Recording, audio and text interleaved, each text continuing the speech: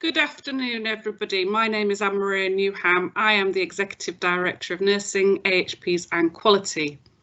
I would very much like to introduce you and welcome you to our Connecting Knots event. It is the 8th of February and we've been running these now for some time, very, very successfully. We have lots of people joining us and lots of people sending in questions as well. So today our theme, what we're talking about today is compassion.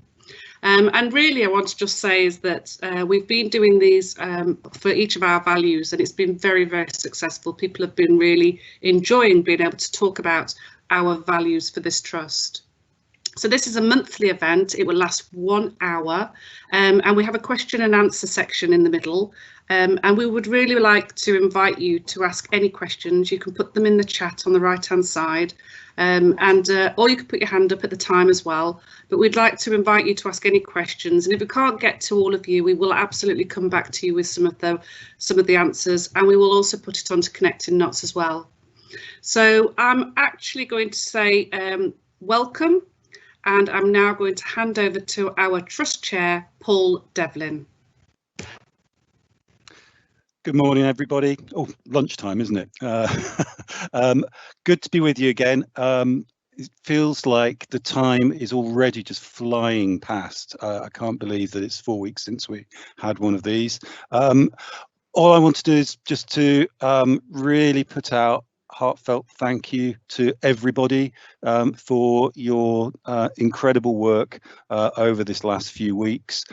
Just to add to it, to the snow coming in is just yet another layer of complexity and challenge, and I know that you will all be rising up to face that challenge.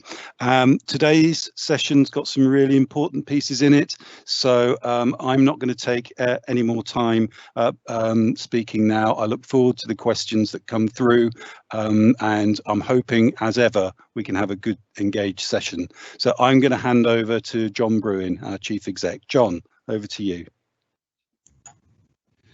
Thanks, Paul. Hi, everybody. Welcome to the programme today. Really looking forward to some brilliant content that we've got ahead of us for the next hour. Before that, I just wanted to say a few short summary pieces around where things are at by way of introduction. Firstly, obviously, pandemic, we're in the middle of it. Right across the organisation, people have responded tremendously, and it's been so sort of overwhelming, the effort everybo's put in wherever they're working in the trust. And in relation to the theme of today, the incredible compassion that all our staff are showing, whether it's looking after and care for our service users and patients, but also for each other. So I want to start with a big recognition and thank you for that, for everybody. Your contribution has been absolutely amazing. In relation to the pandemic, we'll be seeing, I'm sure you'll be seeing as well in the news and media, that we appear to be going in the right direction in terms of the total numbers across the country, and that's being reflected across the county too. So the case rates are starting to decline. There is still very high levels of people with quite significant illness in all the acute hospitals across the county, although those numbers are at last starting to fall a bit. But there's still some quite significant way to go over the next 3 to 4 weeks before those numbers come down significantly. But like I say, things really going in the right direction, and hopefully this time we'll be able to keep it under better control as we move into spring. Just briefly, the number of outbreaks that we're having is steady.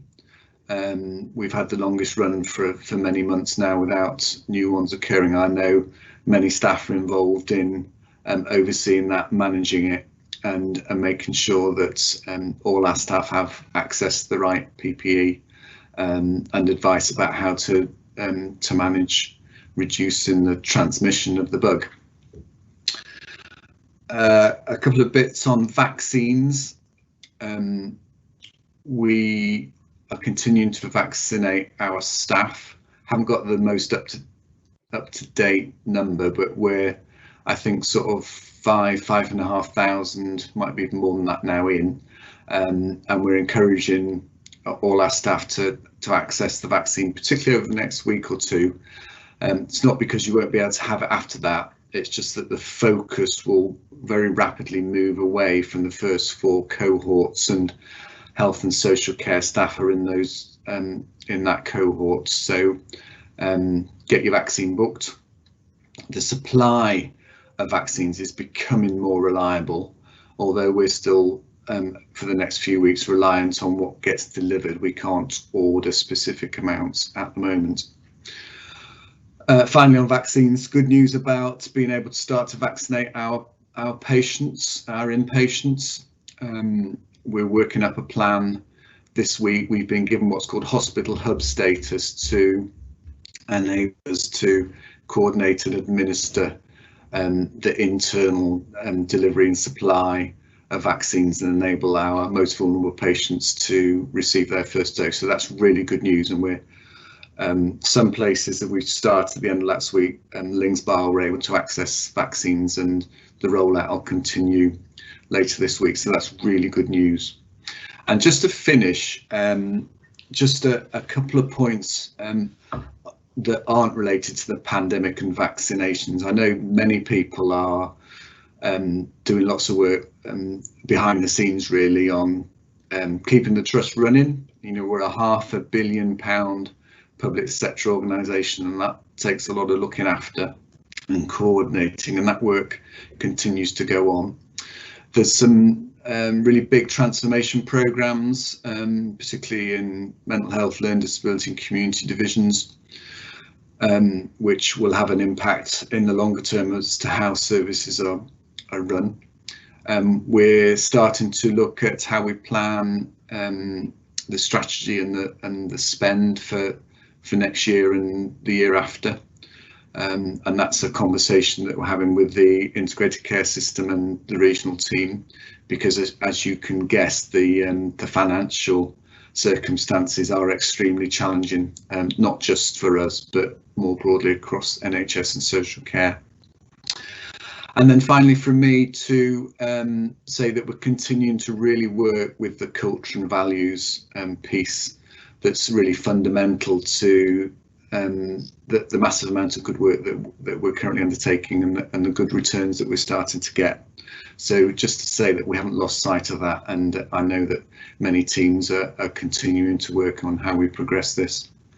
So that's it from me. To finish again with a thank you for everything that everybody's doing, and I'm now going to hand over to Dave McDonald, who is a member of our speech and language team. So thanks very much, and over to you, Dave.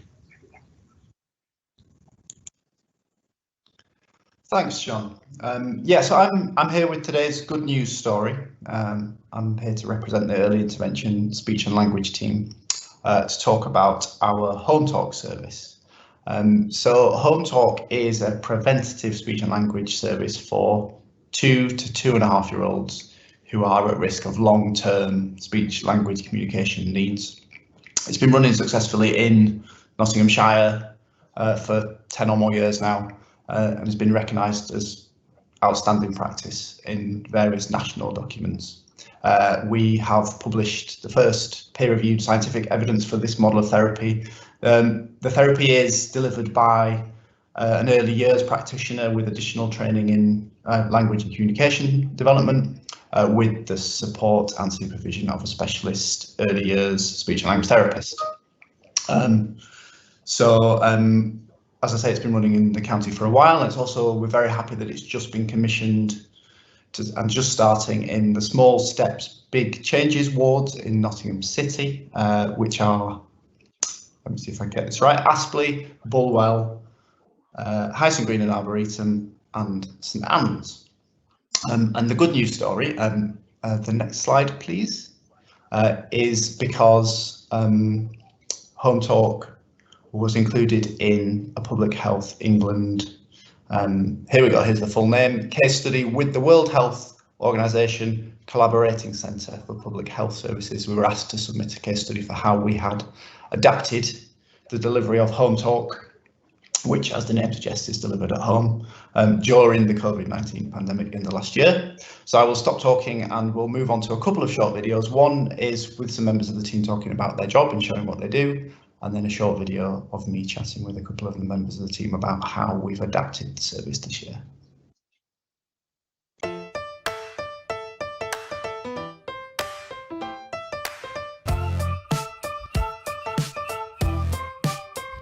The family are offered up to 6 appointments where a home talk worker would go into the family home to deliver some support around early language strategies, play opportunities and ways to encourage talking through everyday routines.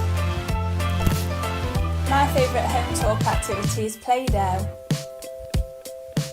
Looks like Teddy likes it too. I like Home Talk because it's delivered in the home, which gives us a great opportunity to build working relationships with our children and their families. Each week has a different area of focus, ranging from daily routines to talking walks, book sharing and singing. What I like about Home Talk is how the small changes that parents make in how they talk and interact with their child can have a huge positive impact on their child's language development. What I like about Home Talk is the singing. Every session includes some singing because it's so important for children's language development. You want to sing Incy Wincy Spider or Twinkle Twinkle Little Star? Lots of parents have told me how fantastic they think the Home Talk service is and how it's given them lots of great ideas to help their child's speech, language and communication skills. And one parent particularly said about how they got lots of helpful ideas about how to share a book with their child to help their child's talking. So the impact that I see as a home talk worker varies from family to family, as all children are different and they all progress at different rates. So the targets that we set are individual to that family and that child. Obviously any impact is amazing for us, whether that is a child learning a new sound, a new word, or whether they start to join some words together for the first time. So one of the things I love about Home Talk is that the strategies fit in with your everyday activities and everyday routines, so like your bath times, snack times, sorting out your washing and hanging it up to dry. Home Talk helps you and your child understand each other's needs better. And lastly, something that is really crucial to our role is making sure that every child is in the right service of care for their needs. So if they came to Home Talk and needed a longer term speech and language therapy intervention, we would identify that as early as possible and make sure that they are referred to the correct agency to get the longer term support that they need. Friendly Home Talk workers help you to try out new ideas at home. I like Home Talk because it helps parents support their child's talking through play. I love my job as a Home Talk worker. I meet so many amazing children and amazing families, and we do really create a really nice bond over our programme of care, and just being part of their journey really is really important to me.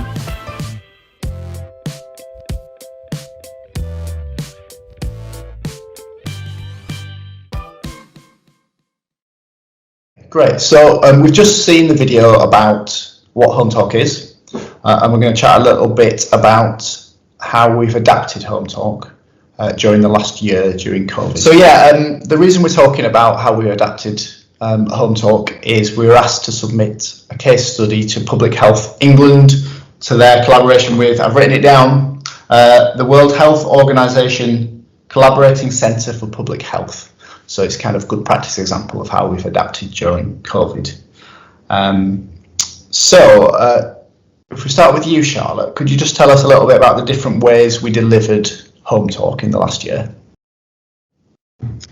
Yep, so we started delivering Home Talk sessions by telephone call, and then we were able to deliver video call sessions with families. We then developed this and we were able to do sessions outside, social distancing with families, and then we're able to now do home sessions in the full PPE with families. Great, thank you. So we'll talk about each of those in a bit more detail. As we've seen in the previous video, Home Talk is very much about helping parents try new strategies to help their child's language development during everyday activities and during everyday routines, which are obviously a bit tricky when you're working more remotely. So Hazel, how did you make video appointments work?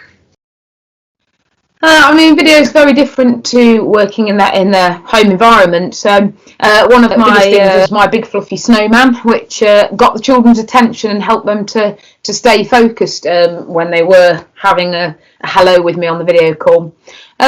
You know, also it's reassuring parents that actually this is about us supporting them to have their interaction with their child. So it's about what strategies can we share with them, and not them feeling pressurised to make their child sit down for half an hour to an hour. And I think it's just about really utilising those interactions that we see happen on screen. So sometimes it can be a child approaching a parent because their sock's fallen off, and it's about coaching those moments, utilising the moments that happen. And also, you know, we spoke to parents a lot about just set the device up so we can see you and your child playing together. And again, that enabled us to coach as we would do in the home environment. Well, thanks, Hazel. And for home appointments, Hazel, how did you prepare the family for your visits? There's a lot about having that conversation with them beforehand and asking them, you know, what resources have you got that we can use on those visits? We usually take our own bag, so we're very much got planned how we can demonstrate and role model certain strategies. So it's just about talking to the parent about the aims of the session and what kind of resources might support that. Mm-hmm. And it was also just about preparing them for PPE. It can be really scary for children seeing us in PPE. So, you know, with a lot of the children I saw, I told them I'm dressed as a robot. And children came dressed as Woody and found it really exciting, actually, that I just looked a bit different rather than scary. So you made it fun in a way? Yes, absolutely, and they really enjoyed that. And Charlotte, you sort of, with practice, developed a way of introducing the PPE that seemed to work? Yeah, so arriving at the family's property, being at the door, without wearing the PPE to arrive, so that the parent and carer can see you and the child as well without the PPE, because it can be a bit daunting arriving in full PPE. Some of these families, it might be the first time they're seeing you, so it just helps to build that relationship with both the parent and carer and the child, and kind of reduce any of those barriers as well. And with the outdoor visits you mentioned, how did they work? So again, before you visit, preparing them to do with the social distancing and the COVID measures, but setting those goals so that they can bring resources for the session, and again giving you opportunities to role model, coaching and observing the parent and child interaction as well. Yeah, great. I think that face-to-face, however you could make it work, really made a difference, didn't it, in terms of being able to do assessment and being able to, like you say, model things? Yeah, definitely. And it's really nice as well with the sessions, particularly some of my sessions having those targeted activities and words to focus on. You can really role model and coach it and support those parents to use those techniques and strategies, and then observing the child's reaction to that, and you know, some really nice times when they began to use those words for the first time, so it was lovely. Great, thank you. And then the last thing really, Hazel, was just about how you followed up appointments. Yeah, so very much we would normally give leaflets out for parents to use and to look at during the sessions, and as we're not physically there in person now, we used a lot of email, so sending an email of a leaflet sometimes before a session if the parent could have a look through it and prepare themselves if that was appropriate. Sometimes something would crop up in a session that we hadn't planned for and we'd follow it through afterwards. We also used text message just to remind them of the key bullet points of things, and also sent videos out with strategies on and people role modelling those strategies with children, so again they could really recap on those strategies that we ourselves haven't been able to role model through being in front of the computer screen. Great, thank you. So yeah, I think overall you and the rest of the Home Talk team did a fantastic job of adapting in difficult circumstances. I think it was a really nice example of trying things out and developing ways that work. So a couple of people tried each new step we tried, and we worked out a way that it worked. So I think well done, it's a really good job. Hello, and a huge thank you to Dave and his team. It was a really lovely setup and responding to COVID and how we've had to do things really differently. It gives me great pleasure now to hand over to Simbi Sibanda. She is our new Freedom to Speak Up Guardian. I'm not going to take any information. I'm not going to give you anything. I'm going to let Simbi do it all for herself. But like I said, it gives me great pleasure to hand over to such an important role within the organisation. Over to you, Simbi. Thank you, Anne-Marie. So Simbi, as you have heard, and I'm the new Freedom to Speak Up Guardian. It's a role that I took up on the 2nd of November. So I'll just explain a few things about what I intend to cover, because due to the time allocated, it's been a struggle to work out what exactly can I talk about, but I've decided that I think it's best for me to use this opportunity to kind of like raise awareness about freedom to speak up, as well as letting you know what some of our priorities are. So I will talk about what I believe is my main aim in this post of trying to make speaking up business as usual in Nottinghamshire. So I'll talk a bit about role of Freedom to Speak Up Guardian. I'll talk about recruitment of Freedom to Speak Up champions. I'll talk about some of our priorities. I won't cover everything in detail, but I'll touch on that. And then I will share what we are speaking about. What are we speaking about in Nots? And also what we need, what support do we need? And I talk a bit about training, which is quite important. So, but before I do all this, I would like to, because I think my role, as Anne-Marie said, it's a very important role within the trust, and I want people to speak up to me. So usually, if you don't know someone, sometimes speaking up to someone whom you don't know much about at all can be a bit of a daunting idea. So I thought I'll tell you a little bit about myself. So before I took up this role of a guardian on the 2nd of November 2020, I worked for the trust within the forensic division. I worked as a staff nurse within the forensic division, a role that I absolutely enjoyed. However, before joining the trust as a nurse, I had worked for many years as a school teacher. I worked in secondary schools and also had the opportunity to teach in further education in FE, where I taught health and social care. I've also within my career life, I've done some support work with learning disabilities. I've done support work with children's services. So I'm very, very much committed to change and improvement. And I believe that speaking up enables this change and improvement to happen. And also, I also think that all the experience I have gained in my career life has given me this passion about speaking up, and I believe we can make a huge difference if everyone feels able to speak up. I'm also a school governor. I believe in giving a little bit back to my community. I enjoy being a school governor and helping to make changes in schools and young people's education. With regards to my hobbies, I enjoy sewing, I enjoy walks, nature walks, and I also enjoy ironing clothes. I know that not many people enjoy ironing clothes, but I do find it quite therapeutic. So that's a bit about myself, and without wasting time, I'll move on now to the next bit that I want to talk about. If I can have the next slide, please. So what is speaking up?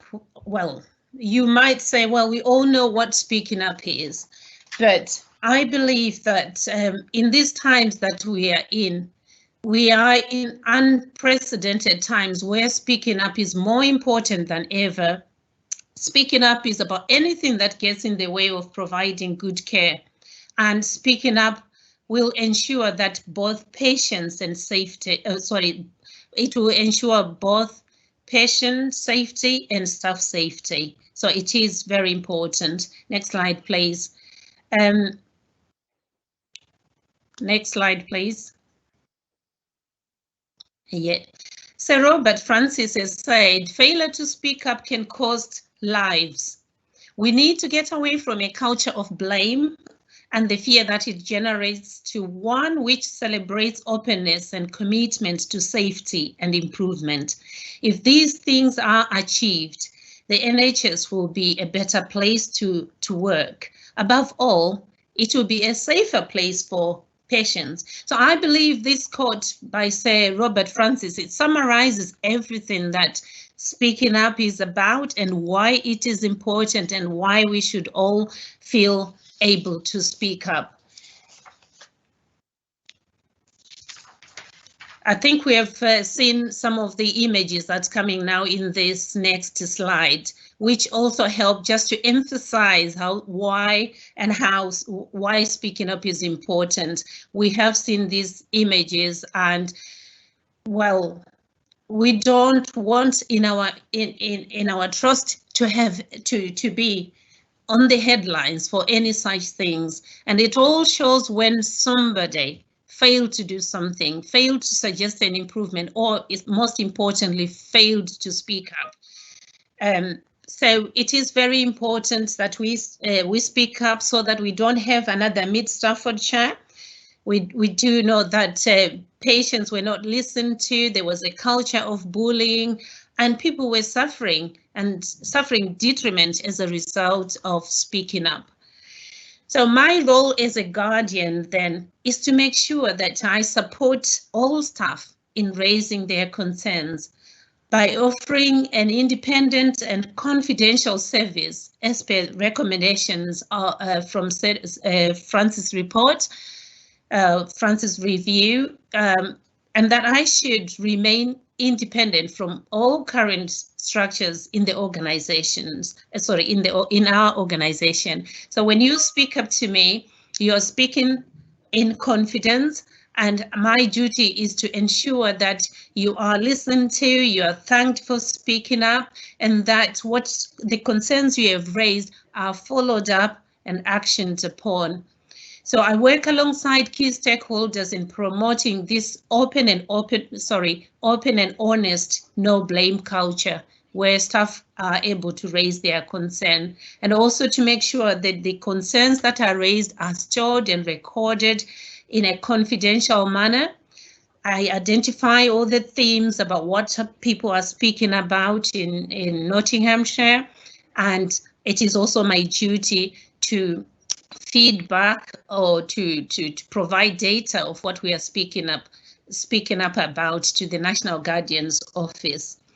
I am trying to raise raise awareness. I've already managed to join several meetings, business meetings and staff meetings in different services to try and raise raise awareness about speaking up. Can I have next slide, please?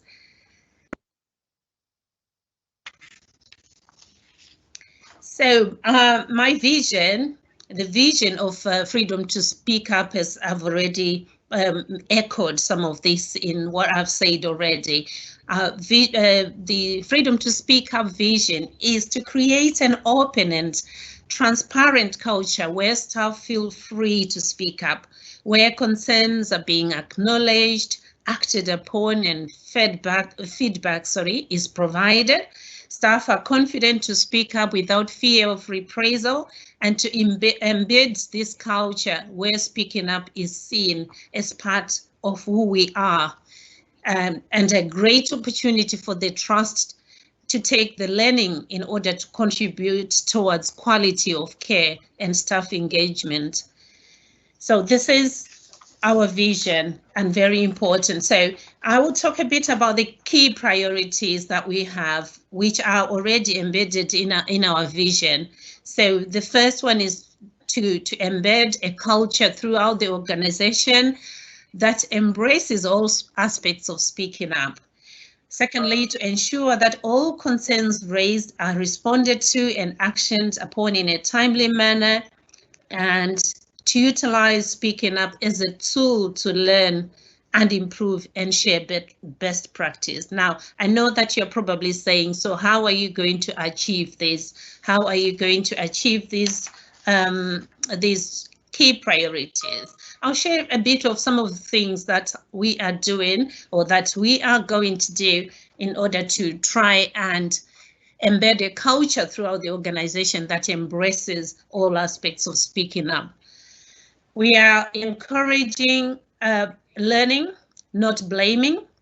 We are encouraging speaking up to be a part of everything that we do. We want speaking up to be everything that we do, not only by raising concerns through the Guardian. We want a culture where people can speak up in their staff meetings, people can speak up to their manager at any time, and also where there may be an indication of areas where speaking up is not. Simbi, yes. I wonder whether or not it would be okay for us to support people with these slides and put them on connecting knots, because we really need to hand over to Catherine now. Oh, right. I didn't even realise my time was on. Yeah, right. Can I just mention we're a couple of minutes training? over, but that's okay. But we're a couple of minutes over. That's okay. It's just that it's really important for Catherine to describe to people about her subject. Yes, I do understand. All right. Okay, so I'll just encourage everyone to take up the training. Thank you very much for having me, and I'm sure I'm probably over-prepared. Thank you. Can I now introduce Catherine Conchar, who's our Equality and Diversity Lead for the Trust, and you can see her title there. So over to you, Catherine. Thanks, Anne-Maria. So February is LGBT History Month, and it's a celebrated time that aims to educate out prejudice and make LGBT+ people visible on all the rich diversity. It's about recognising the contributions that LGBT+ people have made and continue to make to society, the challenges they've had and those which many still experience, and the benefits that such a rich tapestry of difference brings. So I'll try to give you a somewhat alternative and hopefully interesting flavour of that in 8 minutes or less. This year's national theme is Body, Mind and Spirit.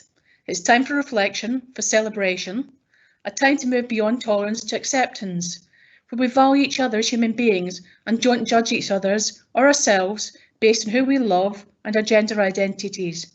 It's all about compassion. So today I'm going to focus on the intersectionality of race, gender and sexual orientation. Next slide, please. Intersectionality is essentially a framework introduced by Kimberly Crenshaw in 1989 for understanding the ways that the multiple aspects of our identities intersect, influence each other and compound to make unique experiences. The concept is regularly used to describe the ways that societal privilege and oppression is complicated by the different parts of our identity that are either marginalised or privileged in society. Or she explains in 2019, some 20 years later, intersectionality is a lens through which we can see where power comes and collides, where it interlocks and intersects. It's not simply that there's a race problem here, a gender problem here, a class and an LGBT problem there. Many times that framework erases what happens to people who are subject to all of these things. Next slide, please. Or as Audre Lorde succinctly puts it, there is no such thing as a single issue struggle because we do not live single issue lives. So I mentioned right at the beginning that LGBT History Month is a celebration. So through the lens of intersectionality, I'm going to highlight 4 lives which typify intersectionality for me. Next slide, please.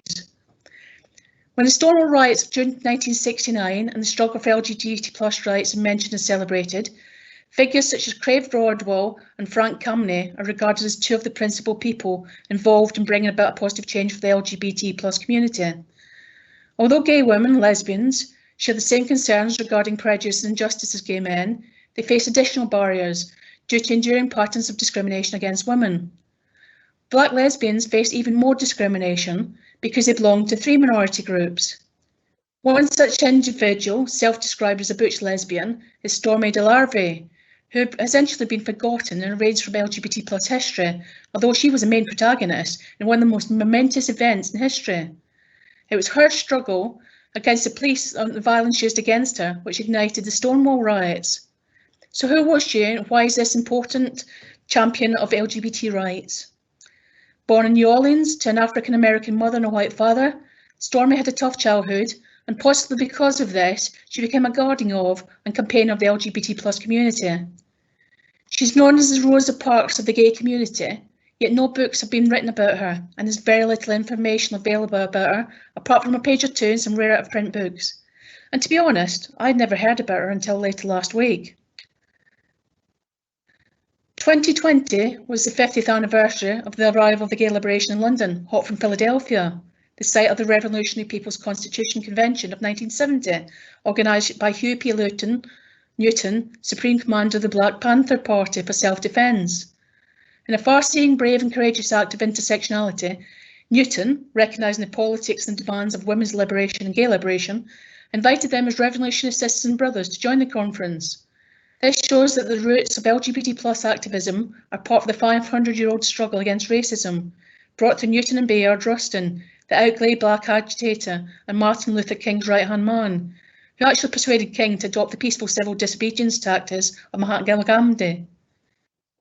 It was Rustin who personally organised the big anti-racist civil rights demonstrations in the southern states, including King's Have a Dream March in Washington. And lastly, I want to introduce you to Ian Iqbal Rashid.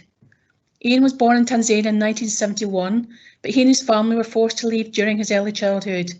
His family were granted asylum in Canada, which is where he grew up. He now lives in London with his partner Peter, and as well as being a poet, he's known for film, TV and radio writing. So on screen is the whole of his poem transposed. However, in the interest of time, I want to focus on the last 4 lines of the third verse. A kiss as familiar as the returned afternoon, as false as always, as true as perhaps. It is a curiosity in what happens next, a continuing reinvention of stories, and the absence of never. For me, Ian's poem reveals some of his personal experiences, a person of colour, an asylum seeker, being in a same-gender relationship. A poignant reference to Oscar Wilde's The Love That Dare Not Speak Its Name, and the phrase as false as always, as true as perhaps.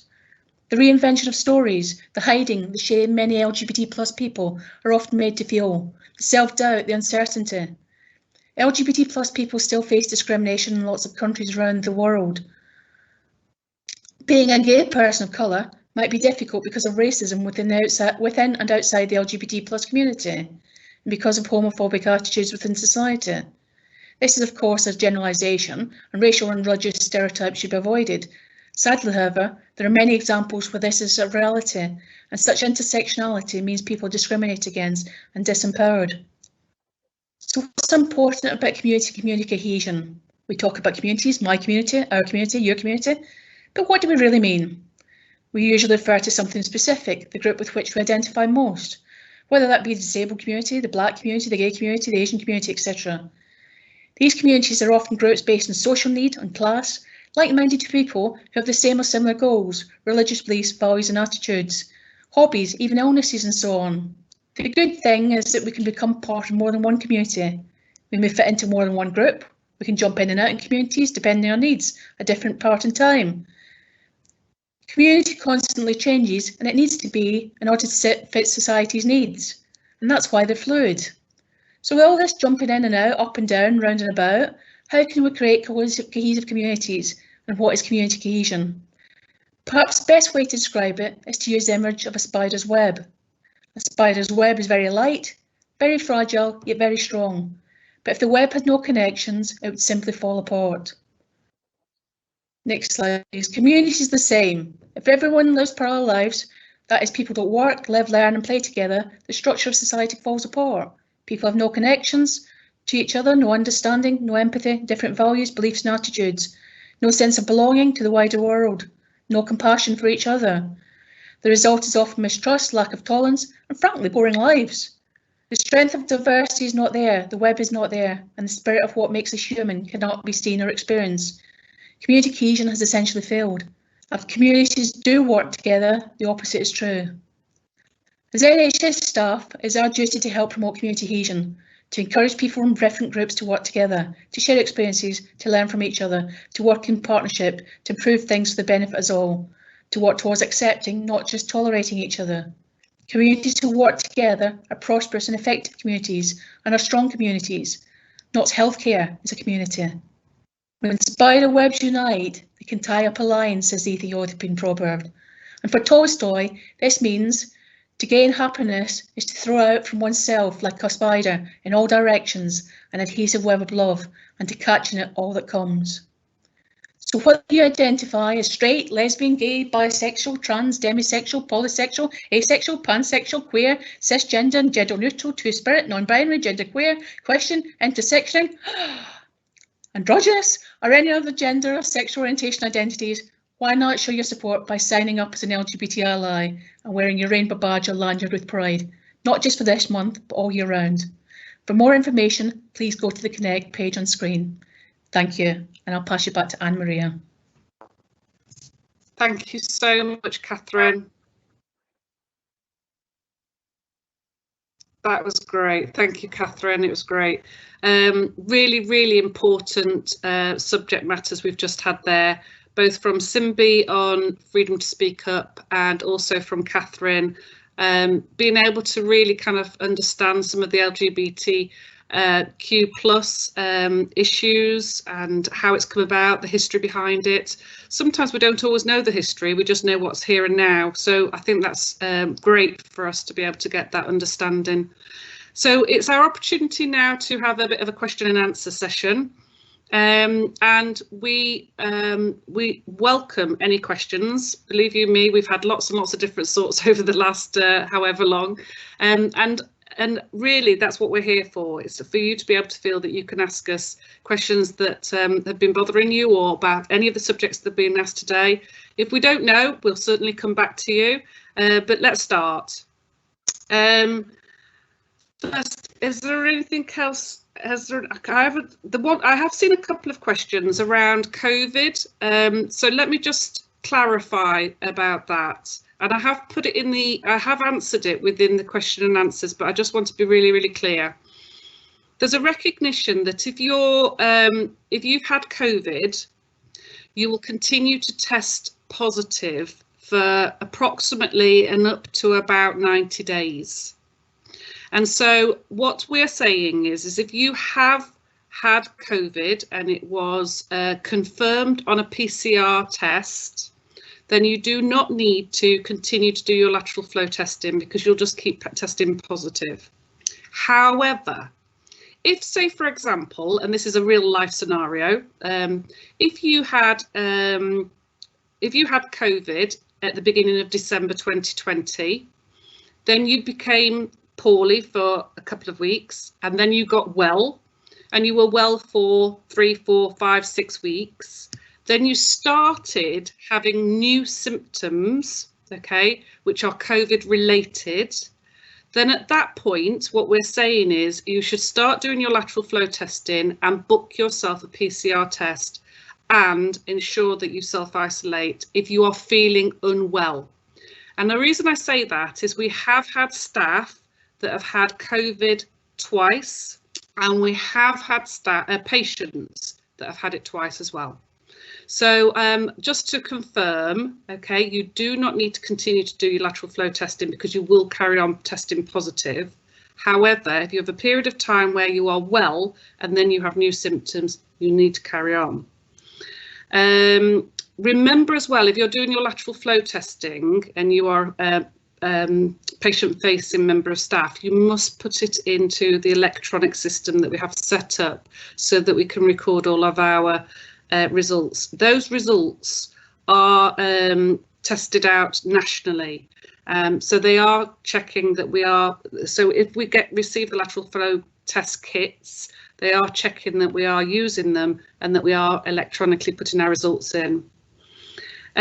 So I'm just checking to see if there are any questions so far. Jenny, any questions that have come through, or Alex, any questions come through?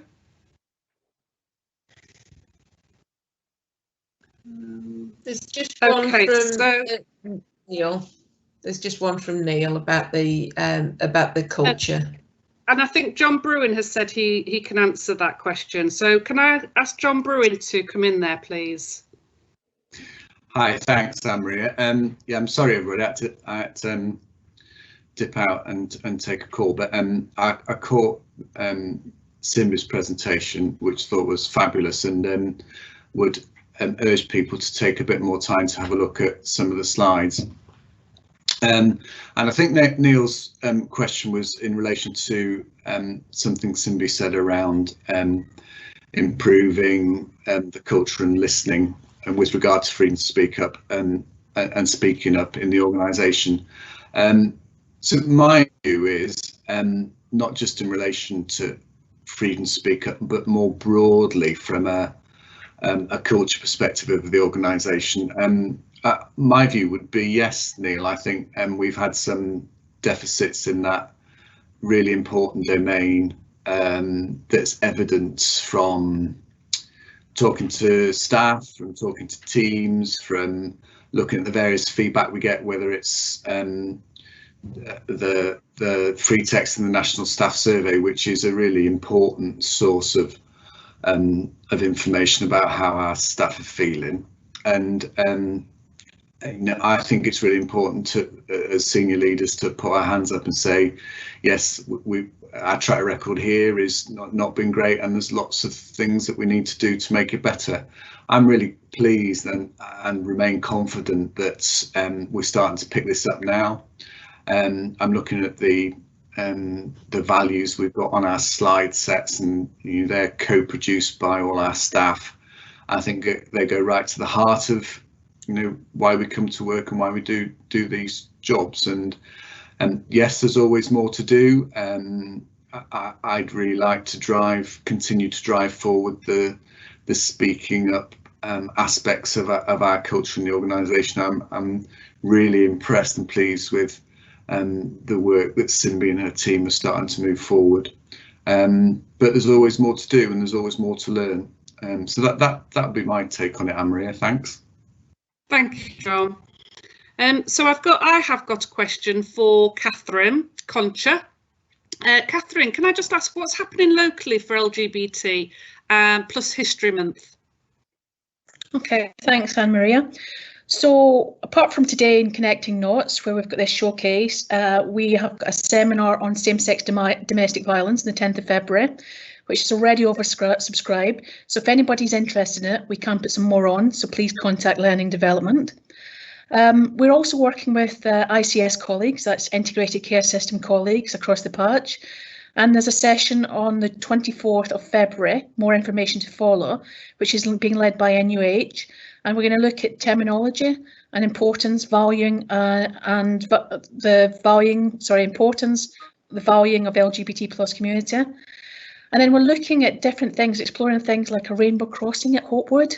We're going to wrap the benches and the bike shed in rainbow wrapping.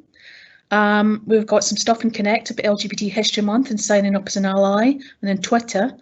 And then just a shout out from our colleagues at NUH, if you go past QMC, have a look at the railings, because they've done them in rainbow colours. They've wrapped the pillars and they've got a light show. So that's some of the stuff that we're part of. Thank you. Thank you, Catherine. And Catherine, can I just ask you one more question that's been raised? Will the Trust be introducing rainbow NHS badges like other trusts have as part of the larger campaign? Do you know? So we made a decision as part of the LGBT forum that a long time ago we have our own rainbow badges, and they're the little rainbow ribbons, which is you've seen them before with other campaigns, but the little metal ribbons. And the reason we used them is because it brought some individuality to Knots Healthcare. There's also the added issue that the ones that the NHS campaign use are very sharp edges, and they're not great for patient areas.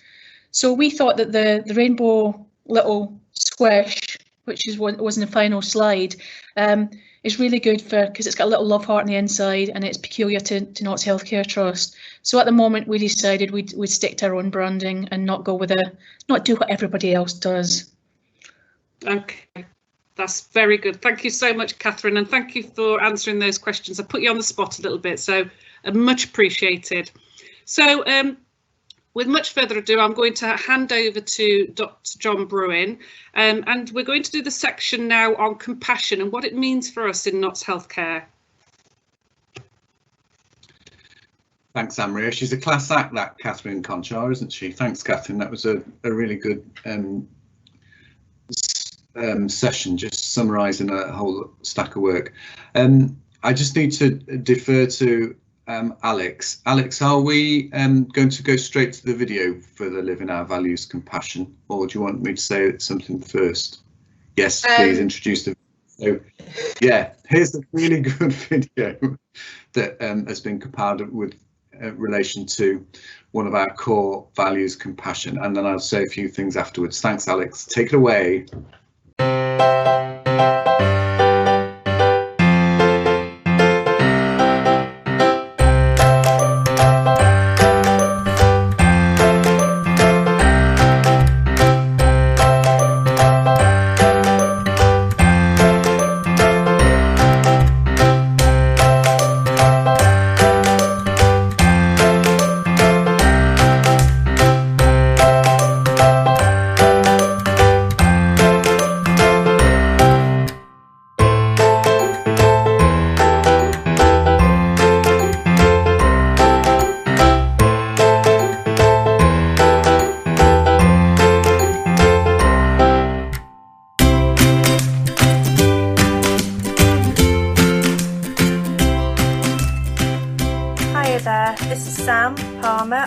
Medical Secretary at the Millbrook Unit, here to talk to you about compassion. For me, compassion is an action word with no boundaries. Give compassion wherever you need to give it, that being patients, staff, your colleagues in the immediate vicinity, anybody you pass in the corridor, whether it be domestics or kitchen staff, managers, clinicians, admin staff. Doesn't matter who it is or what level they are, everybody needs empathy and compassion, and just a simple hello and a smile, well, where you can when you're wearing a mask, but you can smile with your eyes. That little bit of a human touch on a daily basis is essential for all of us to keep going, especially during these hard times. I'm Rachel Coates, occupational therapist in the perinatal mental health service in the community. What does compassion mean to me? So I would say compassion is about noticing and responding to the suffering of others, but to relieve it. So it's closely related to empathy, respect, dignity, but it goes beyond these concepts because it's also that kind of authentic desire to help. It's about kindness, I guess, a kind of intelligent kindness. I think compassion is within everyone. It's a natural impulse. It's something that can be reflected in all of our actions. But I think it can also take quite a lot of courage and strength, because I think in acknowledging human suffering, we can also suffer too. But I think that's also a very beautiful part of being human. In receiving compassion, or kind of being responded to in compassion, I think it's about being really heard, being seen, being valued. I think it's a genuine feeling that somebody is walking in your shoes alongside you, that they're willing to act and able to act to help ease that suffering.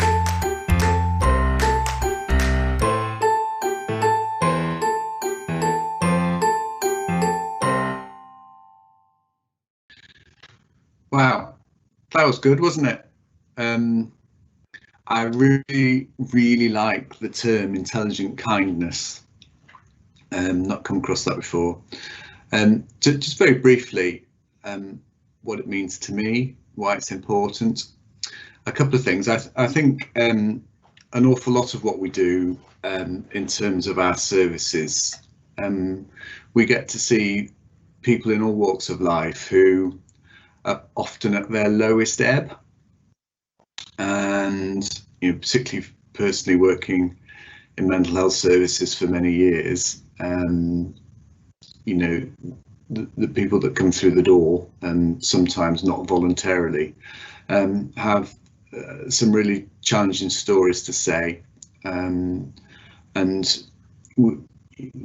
I know all our staff see some quite remarkable feats of resilience and endurance, but it's that ability to reflect on that and offer kindness and compassion during these times that I think is really important, whatever services we're in.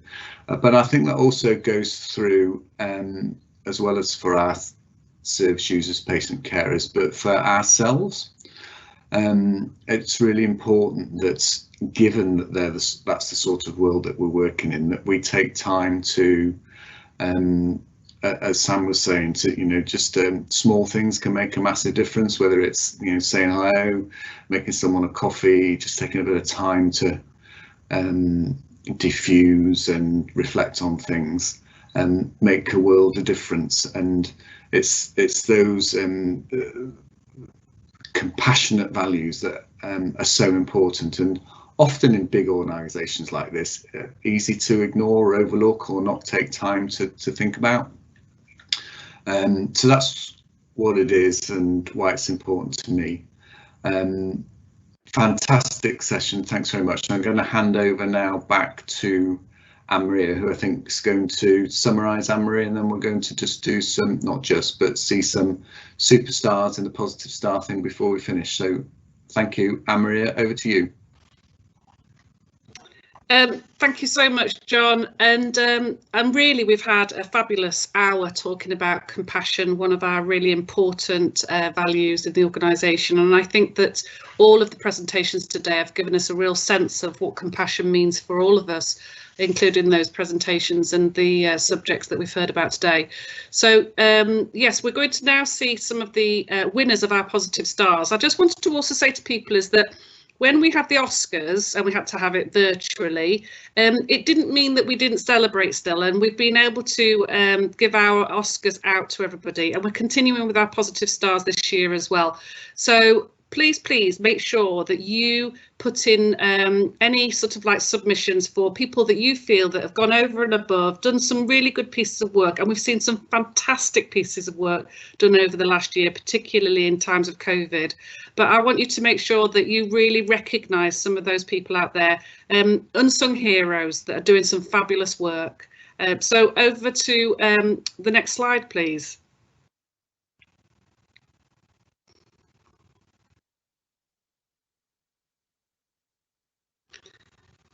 So as it says there, we had individual nominations and team nominations as well, and we can see a list of people there that have been nominated over the month. You can see Dr. Brewin's clapping away for Chelsea there, clapping away. Absolutely brilliant.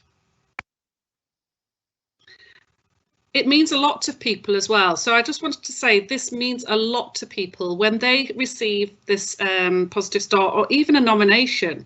It means that they've been understood, they've been heard, they're valued, and we know that they're doing a great work. And that's sometimes what staff want. They just want to know that we know that they're doing a great piece of work. So please make sure that you put your nominations in. It means a lot. So can I just confirm that the next event will be on the 15th of March at 2 o'clock. We look forward to seeing you all then. Remember to put in your questions before the event so that we can see and answer as many questions as we possibly can. Just want to say a massive thank you to everything you're all doing. You've worked so hard and continue to work hard as well. I hope you're not going to get too stuck in the snow that's coming down at the moment. But again, a huge thank you to everybody from all of us.